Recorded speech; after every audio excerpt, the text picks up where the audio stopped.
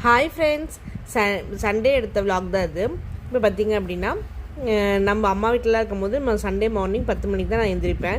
இப்போ கல்யாணத்துக்கு அப்புறம் 7 மணிக்கு சண்டே மார்னிங் 7 மணிக்கு எழுந்திரிக்கிறதே நமக்கு ஒரு 10 மணிக்கு எழுந்திரிக்கிற மாதிரி தான் இருக்குது. என்றைக்காவது ஒரு நாள் தான் 7 மணிக்கு எழுந்திரிப்பேன், இல்லாட்டி மேக்ஸிமம் 6 மணிக்கு எழுந்திரிச்சிருவோம். இன்றைக்கி ரொம்ப லேசியாக இருந்தது, அதனால் இன்றைக்கி 7 மணிக்கு தான் எழுந்திரிச்சோம். பாப்பாலாம் தூங்கிட்டு இருக்காங்க, எழுந்திரிக்கவே இல்லை. நான் எங்கள் வீட்டில் இருக்கும்போது எங்கள் அம்மா ரவை உப்புமா செய்கிறேன் அப்படின்னு சொன்னாங்கன்னா ரொம்ப டென்ஷன் ஆகும். என்னம்மா இப்படி ரவை உப்புமாவே செய்கிறீங்க? எப்படியும் எங்கள் அம்மா வாரத்தில் ஒரு டைம் தான் செய்வாங்க. அதுக்கே நாங்கள் வந்து ஐயோ ரவை உப்புமாவா அப்படின்னு சொல்லி ரொம்ப கஷ்டப்பட்டு அதை சாப்பிட முடியாமல் தான் சாப்பிடுவோம். ஆனால் இப்போ நம்ம கல்யாணத்துக்கு அப்புறம் தான் தெரியுது ரவை உப்புமா எவ்வளோ ஈஸியான ரெசிபி. அதுவும் இல்லாமல் நான் வாரத்தில் 2 தடவை 3 தடவை செஞ்சுருவேன்.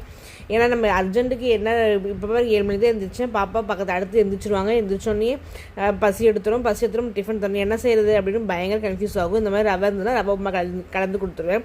ஆனால் நமக்கு கல்யாணத்துக்கு முன்னாடி ஐயோ அப்படி இருந்தது. இன்றைக்கி கல்யாணத்துக்கு அப்புறம் இதுதான் என்னோடய மெயின் டிஷ்ஷாகவே அமைஞ்சிருச்சு. ஸோ அது மாதிரி ரவை உப்புமா கலரிட்டு இருந்தேன். இன்றைக்கி மார்னிங் வந்து காலையில் டிஃபனே ரவை உப்புமா தான். அந்த மாதிரி ஆகிப்போச்சு. அதுக்கப்புறம் என்ன ரவை உப்புமா கலர் கேஸ் தீர்ந்து போச்சு.